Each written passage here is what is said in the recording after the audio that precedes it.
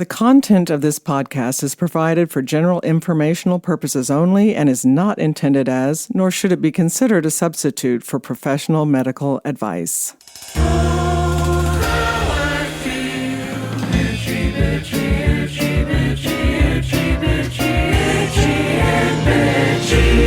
Hello, everyone. This is Karen Nickel, family nurse practitioner, and this is Itchy and Bitchy, a podcast that provides answers to your many unanswered health questions. This is a little reminder about my course called the Perimenopause Answer. If you are going through the phase of life called perimenopause, I would love to have the opportunity to talk to you about the course to see if it's the right fit for you. There is a link on our website, itchyandbitchy.com, and our Facebook page, I and B Podcast, where you can schedule an appointment for a Zoom call with me. This is a Zoom call with me. When you make an appointment, I will be sitting at my desk waiting for you to join the one-on-one Zoom call. I had lunch with a friend who was recently diagnosed with breast cancer. Some of her pathology results were conflicting, so she was originally told that she would need double chemotherapy regimen that is notorious for complete loss of scalp hair. Of course, this is a very overwhelming and upsetting thing to face. Even though information was coming at her a mile a minute, she was able to research and make plans for a treatment called scalp cooling, otherwise known as cold capping, to help prevent hair loss during chemotherapy. She found someone who provides the scalp cooling and had it all set up to start when her chemotherapy was initiated. I'll share details about scalp cooling in a minute. In the last episode, I talked about being your own advocate when it comes to your health care. Again, as my friend was still reeling from the diagnosis, from learning that chemotherapy was recommended, and from all of the other information and appointments that were filling her head and filling her days, she managed to begin researching what additional testing could be done to better define what type of breast cancer she had, since that result would determine whether or not she needed chemotherapy. Her research led her to something called a mammoprint test, that would help confirm her breast cancer status. And in an excellent example of self-advocacy, she asked her oncologist to have the mammoprint done. Her oncologist agreed to order the test, and it revealed that she would get practically no benefit from being treated with chemotherapy. So, treatment with chemotherapy was called off, which lifted a huge weight off her heart and mind. Her self-advocacy paid off in a big way. So, she didn't need the scalp cooling after all, but she learned a lot in the process. Scalp cooling is a treatment regimen that lowers the temperature of the scalp with a scalp cooling device. And that device can help reduce hair loss caused by chemotherapy. The level of awareness and use of this option among oncologists is not what you would hope it to be. A 2020 national survey to better understand the positions that oncologists have on the use of scalp cooling revealed that 1.9% of oncologists surveyed had no knowledge of scalp cooling. 45% were aware of scalp cooling therapy, but were not very familiar with it.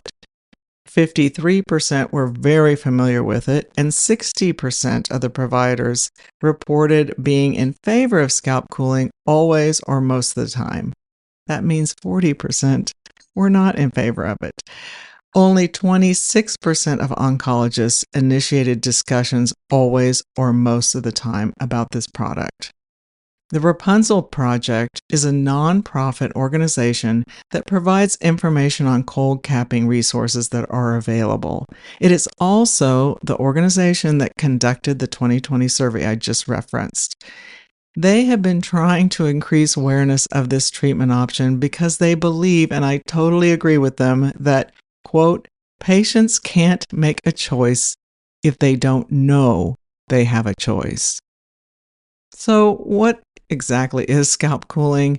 Well, there are two main types of scalp cooling devices.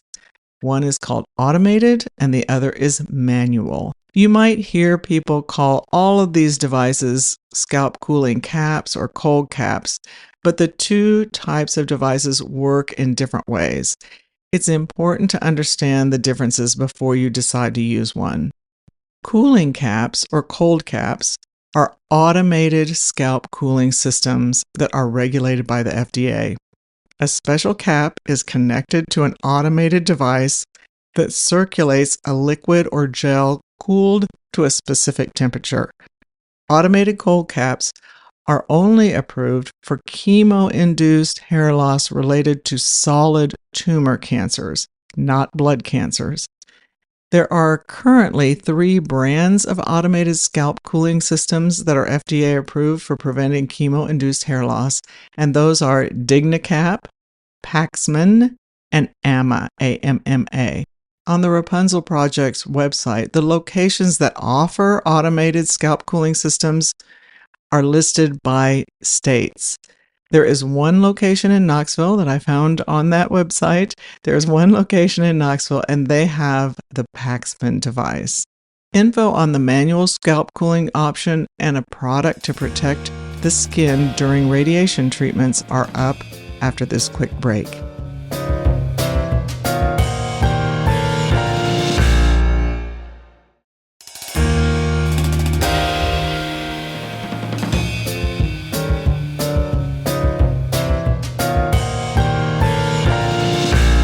Welcome back. Manual scalp cooling devices are frozen gel caps and are not regulated by the FDA. This type of device doesn't use an automated cooling system. Instead, it is manually cooled in a freezer or in a cooler with dry ice. The temperature for the frozen gel caps must be lower compared to the automated cold cap systems because the cap starts to warm as soon as you put it on your head. You also need to switch to a new frozen cap every 20 to 30 minutes. Compared to automated scalp cooling systems, frozen gel caps are less expensive, but since they aren't FDA approved, they are less likely to be covered or reimbursed by insurance. So, how does scalp cooling prevent hair loss? Chemotherapy travels to all of the tissues through the bloodstream, and when cold is applied to the scalp, it temporarily decreases blood flow to that area. This reduces the amount of chemo that gets to your hair follicle cells. Protecting hair follicle cells from being damaged or killed by chemo can prevent or reduce scalp hair loss. Scalp cooling does not prevent hair loss or thinning caused by immunotherapy and targeted drug therapy. This is because these treatments don't work in the same way as chemo. However, chemo is more likely to cause hair loss compared to most immunotherapy and targeted drug therapies. Cold caps and other scalp cooling devices aren't recommended for everyone. It depends on several factors, including the type of cancer you have. Scalp cooling is not recommended for people who have central nervous system cancer, are getting chemo to prepare for a bone marrow transplant, had or will have radiation therapy to the skull. Also, if you have leukemia, lymphoma, or multiple myeloma, these cancers travel through the blood and lymph system, so we don't want to reduce the amount of chemo going to the head and scalp because of the possibility of cancer cells developing in these areas. People who have cold agglutinin disease, which is a rare autoimmune disorder that causes the body's immune system to attack red blood cells when exposed to cold temperatures. Also, cryoglobulinemia, a rare condition that causes blood to clump when exposed to cold temps, or post-traumatic cold dystrophy, a condition in which pain is induced by cold. If you have one of these disorders, you are not a good candidate for scalp cooling therapy. And scalp cooling might not be as effective for people with severe liver problems because scalp cooling affects how long a medication stays in your system. Also, since it has not been well studied or approved for those under the age of 18 years old, scalp cooling is also not recommended for children. Each person responds differently to scalp cooling, these devices work better for certain types or doses of chemo, and some research also suggests that scalp cooling to prevent hair loss might not work as well for people with thicker hair layer. That would not be my problem. Thicker hair layer. So that compared to people with a thinner layer of hair. And this could be because thicker hair insulates the scalp, preventing it from cooling down enough. Research also suggests that the fit of the cooling cap is very important. Cooling caps that aren't fitted tightly have been linked with more hair loss. Increased hair loss often happens in patches where the cap's contact with the scalp is poor. Scalp cooling side effects are rare and usually tolerable. The most common side effects reported include headaches, nausea, dry skin, claustrophobia, and general discomfort related to feeling cold. Cooling caps work by reducing the amount of chemo that gets to the hair follicle cells on the scalp. So some people want to know if this increases the risk that their cancer could spread to the skin of their scalp. So far, studies looking at this have mostly been in people with breast cancer, but in general, the risk of scalp metastases is already really low. No studies have shown that scalp cooling increases your risk for developing scalp mets any more than if you don't use scalp cooling. Cost concerns of scalp cooling is the most common reason people don't ask about it or use it. Medicare started covering scalp cooling in 2022 with a one-time benefit of $1,850. This applies to automated scalp cooling systems, which are FDA approved, as I mentioned before. Medicare might also cover certain supplies needed for scalp cooling, such as extra caps. Many insurance companies now also cover or reimburse for these systems.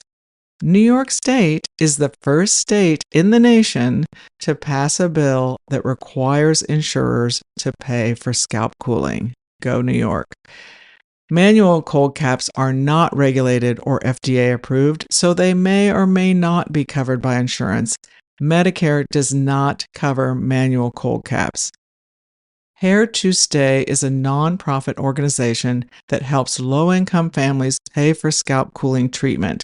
So if your insurance doesn't cover it and you are unable to pay for scalp cooling out of pocket, there are organizations like Hair to Stay to help you cover the costs.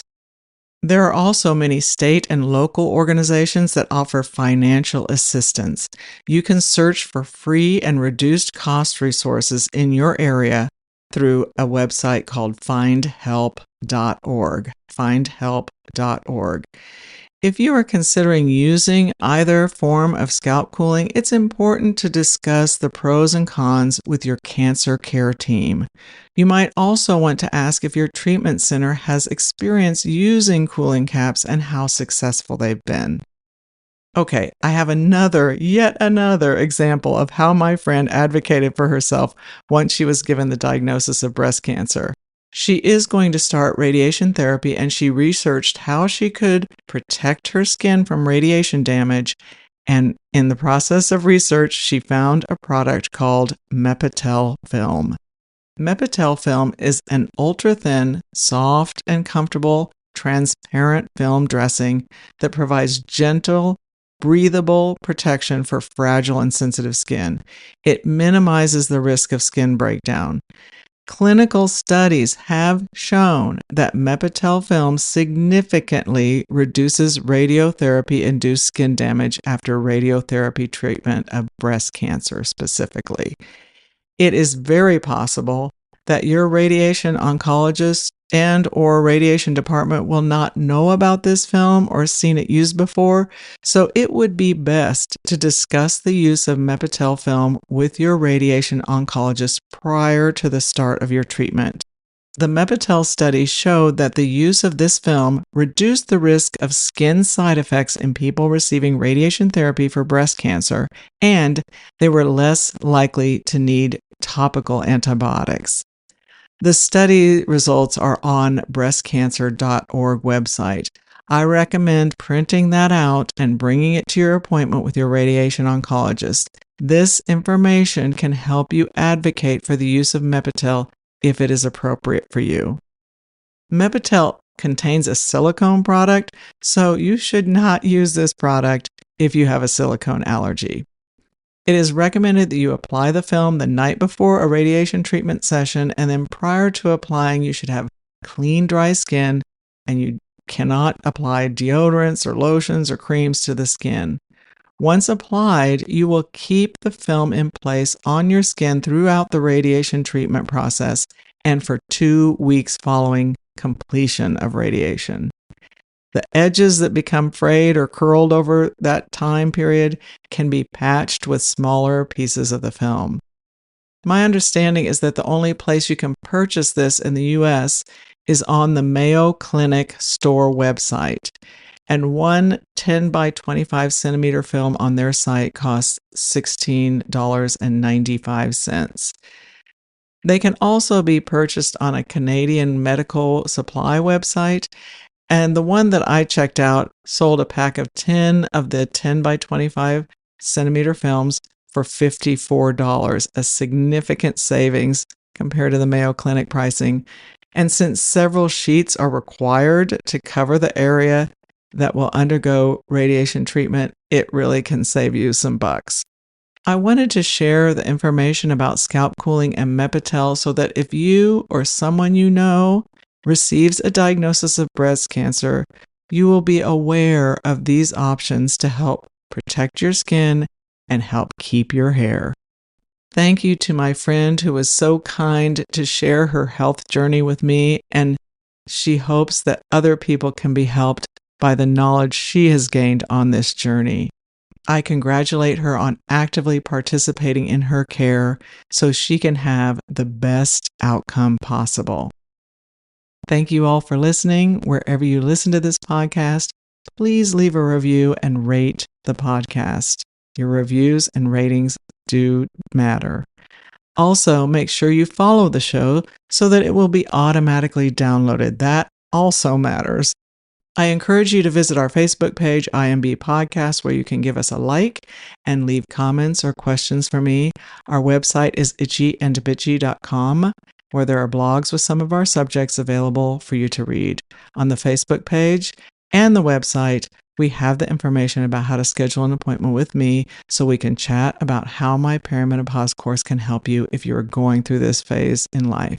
As always, thanks to Forrest Wenzel, our producer and composer of our theme music, and the person who does all the behind-the-scenes work to make this podcast possible. Thank you, Forrest.